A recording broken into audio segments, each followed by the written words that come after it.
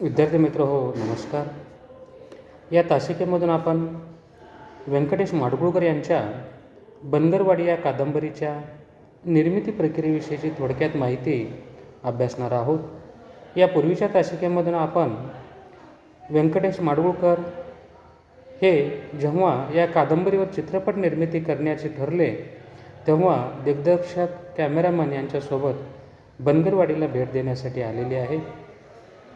तेथे काही त्यांना अत्यावश्यक असणारे फोटो शूटिंग करण्यासाठी संधी मिळालेली आहे आणि तेथील जे काही अनुभव आहेत, जो पूर्वीचं समाज जीवन त्यांनी आपल्या कादंबरीमधून वर्णन केलेलं होतं, रेखाटलेलं होतं आणि आज जेव्हा अनेक वर्षानंतर ते या ठिकाणी येतात तेव्हा त्यांना बनगरवाडीमध्ये जाणवलेला बदल, मग तो राहणीमान असेल, समाजजीवन असेल, घर असेल, वेशभूषा असेल, याविषयीचा झालेला बदल त्यांनी वर्णन केलेलं आहे, नमूद केलेलं आहे.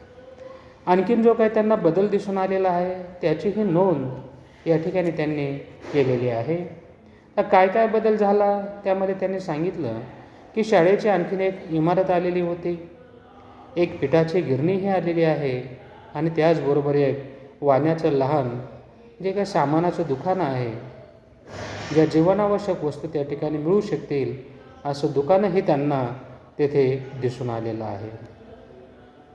पुढे ते वर्णन करताना म्हणतात, जुनी शाळा, लहान मारुतीचं देऊळ, तालीमची इमारत या वस्तू अद्याप तशाच होत्या. याचं वर्णन आपण जेव्हा कादंबरी क्रमशः पाहू तेव्हा त्या ठिकाणी आपणास दिसून येईल. परंतु प्रारंभिक वर्णन करताना माडगूळकर यांनी जे आपले विचार या कादंबरीच्या बाबतीमध्ये वर्णन केलेले आहे ते पाहणं अतिशय आवश्यक असल्यानं आपण हा भाग या ठिकाणी पाहत आहोत. म्हणून म्हणतात की बनगरवाडीमध्ये मी जेव्हा ही कादंबरी निर्माण केली आणि त्यातील घटनाप्रसंग जे वर्णन केलेले आहे किंवा त्या गावचं जे वर्णन केलेलं आहे त्यामध्ये जी जुनी शाळा आहे किंवा गावातील लहान मारुतीचं देऊळ आहे किंवा मंदिर आहे आणि जेव्हा त्यांनी तेथील शिक्षकांनी त्यावेळी जेव्हा एक तालिमीची इमारत बांधणी ही कशी झाली, एक अतिशय रोमहर्षक असा हा प्रसंग आहे, तो आपण या ठिकाणी पुढे पाहणारच आहोत. ती तालिमीची इमारत कशा पद्धतीने बांधली गेली होती आणि ती तालिमीची इमारत आजही त्या ठिकाणी तशीच आहे जी पूर्वी होती, ते वर्णनही या ठिकाणी केलेलं आहे. बनगरवाडीतला पोरसौदा मास्तर ज्या निंबाच्या सावलीला बसला तो निंब अद्याप होता. तर या ठिकाणी हा भाग पूर्वदीप्तीप्रमाणे फ्लॅशबॅक पद्धतीने आपणास समजून घेणं गरजेचं आहे, जो भाग पुढे या ठिकाणी येईलच.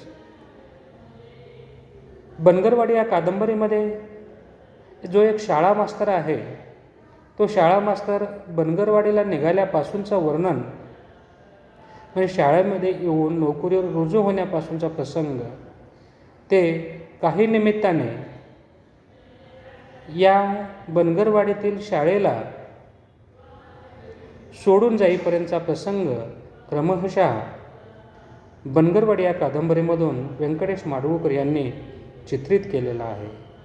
जेव्हा आपण ही क्रमशः पूर्ण कादंबरी पाहू, अभ्यासू, तेव्हा त्यातील अनेक घटना प्रसंग आपल्या नजरेसमोर प्रत्यक्षपणे उभे राहतील, दिसून येतील. इतकं वास्तवदर्शी असं चित्रण व्यंकटेश माडगूळकर यांनी बनगरवाडी या कादंबरीमधून केलेलं आहे. म्हणून कादंबरीकार म्हणतात की पूर्वी बनगरवाडीमधून ज्या शिक्षकाचं मी वर्णन केलेलं आहे किंवा पोरसौदा मास्तराचं वर्णन केलेलं आहे आणि तो ज्या निंबाच्या झाडाखाली सावलीला बसलेला होता, तो निंब किंवा लिंबाचं झाड अद्यापही त्या ठिकाणी अस्तित्वात आहे, हे त्यांना त्या ठिकाणी दिसून आलेलं आहे. तो निंब अद्याप होता, त्या भोवतीचा पार देखील होता. जुनी माणसं मात्र कोणी दिसली नाही. पण त्या ठिकाणी वर्णन करतात की जुनी माणसं मला त्या ठिकाणी दिसली नाही, परंतु तो निंब आहे, निंबाभोवतीचा पार आहे, हे त्या ठिकाणी त्यांनी वर्णन केलेलं आहे. पांढऱ्या मिशा, दाढीची पांढरी खुटरं, काळंभोर अंग, तांबडं पागोटं, गोल अंगरखे, खांद्यावर कांबळं, काना इतकी उंच काठी, जोडा हे नाहीसं झालं होतं. जो बदल या ठिकाणी दिसून आलेला आहे, जो व्यंकटेश माडगूळकर यांनी स्वतः बनगरवाडी या कादंबरीमधून वर्णन केलेलं आहे, की जे धनगर पूर्वी या ठिकाणी मेंढ्या राखत असताना त्यांच्या अंगावर जो पोशाख होता त्या पोशाखाचंही वर्णन केलेलं आहे, त्यांच्या राहणीमानाचं वर्णन केलेलं आहे, त्यातील जे पात्र रेखाटन त्यांनी केलेले आहे, त्या पात्रांचे ते दिसायला कसं होते, त्यांचा चेहरा कसा होता, त्यांच्या अंगावर कोणते वस्त्र परिधान त्यांनी केलेले होते, ते दिसायला कसे होते, याचं वर्णन हुबेहूबपणे त्यांनी या कादंबरीमधून केलेलं आहे. म्हणून त्यांना जेव्हा हा चित्रपट निर्मितीच्या प्रसंगाच्या वेळी ते या ठिकाणी आलेले आहेत, काही नव्या जुन्या गोष्टींची त्यांना आठवण झालेली आहे. जुना आणि नवीन जो बदल झालेला आहे, त्या नव्या आणि जुन्या बदलांची नोंद देखील त्यांनी या ठिकाणी आवर्जून केलेला आहे. जो फरक त्यांना दिसून आलेला आहे, जे बदल त्यांना दिसून आले आहे, त्याची नोंद या ठिकाणी त्यांनी आवर्जून केलेली आहे. म्हणून ते म्हणतात की मला तो शाळा मास्तर दिसला, तो निंब दिसला, निंबाभोवतीचा पार दिसला, पण जुनी माणसं मला कोणीही दिसलेली नाहीत. मग जुनी माणसं कशी होती हे थोडक्यात त्यांनी जो भाग वर्णन केलेला आहे त्यातून आपणास दिसून येतात. त्या म्हणतात की पांढऱ्या मिशा, दाढीची पांढरी खुटरं, काळंभोर अंग, डोक्यावर तांबडं पागोटं, गोल अंगरखे, खांद्यावर कांबळं आणि काना इतकी उंच काठी घेऊन त्यांच्या पायात असणारा जोडा, हे अशा स्वरूपाचे हे मेंढपाळ होते, गावकरी होते आणि आपलं मेंढ्या राखण्याचं काम करत होते. पण आज हे जुने पुराणे लोक मेंढपाळ मला त्या वस्त्रामध्येही दिसून आलेले नाहीत, असं या ठिकाणी ते वर्णन करतात. आणि पुढे जो त्यांनी भाग वर्णन केलेला आहे, जे हवं ते आम्हाला त्या ठिकाणी मिळालेलं होतं, जे काही फोटो पाहिजे होते किंवा जे शूटिंग आम्हाला करायचं होतं चित्रपट निर्मितीच्या दृष्टिकोनातून, ते आम्हाला हवं ते सर्व मिळालेलं होतं. आणि या बनगरवाडीतून आम्हाला परत मुक्कामाला सांगली या ठिकाणी जायचं होतं. आणि म्हणून आमचं काम झाल्यानंतर आम्ही सांगलीकडे जाण्यासाठी निघालो, अशी ही नोंद ते या ठिकाणी करतात.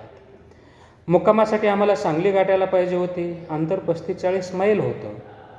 अंधारून येत होतं, तरी मी मारुतीच्या देवळात जाऊन आलो. एक श्रद्धा म्हणून त्यांनी जो भाग पूर्वी या ठिकाणी पाहिलेला होता, म्हणून मी या ठिकाणी अंधारून येत असताना देखील आणि मुक्कामाला बनगरवाडीहून 30-35 मैलाचं अंतर पार करून आम्हाला मुक्कामाला सांगलीला जायचं होतं. अंधारून येत होतं, पण असं असलं तरी श्रद्धेने मी मारुतीच्या मंदिरामध्ये जाऊन आलेलो आहे.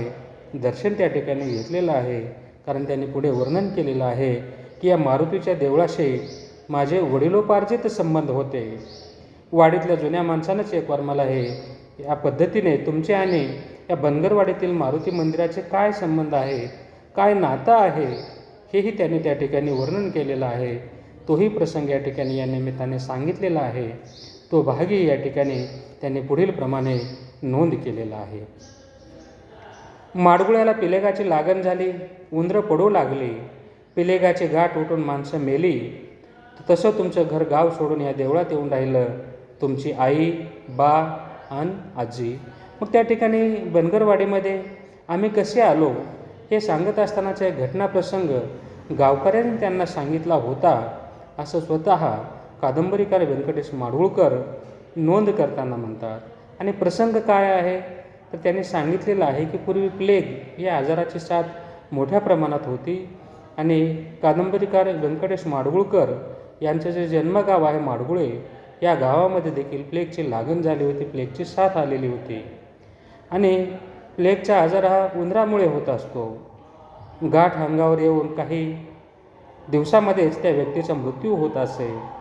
आणि अशी माडगुळे या गावी जेव्हा प्लेगची साथ आली, तेव्हा मात्र त्या ठिकाणी तुम्ही ते गाव सोडून या गावामध्ये येऊन या गावातील मारुतीच्या मंदिरामध्ये तुम्ही राहिला होतात.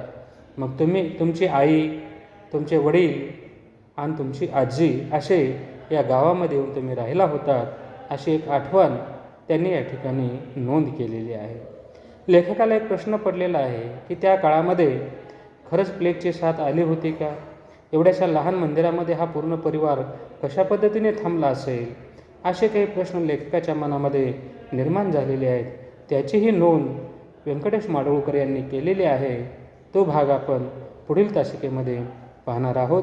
आजच्या तासिकेमध्ये आपण जो भाग वर्णन केलेला आहे तो बनगरवाडीमध्ये झालेला बदल बनगरवाडीमध्ये त्यांना आवश्यक असणारी चित्रपट निर्मितीविषयीची जी काही महत्त्वपूर्ण सामग्री त्यांना हवी होती ती त्यांना या ठिकाणी मिळालेली आहे. आणि इथून पुढे सांगलीला जाण्यासाठी जे तेव्हा निघतात तेव्हा मारुतीच्या मंदिरातील ते दर्शन घेतात आणि तेव्हा त्यांना येथील मारुतीचं मंदिर आणि आमच्या वडिलांचे कसे संबंध आहेत याविषयीची माहिती त्यांनी या ठिकाणी वर्णन केलेलं आहे.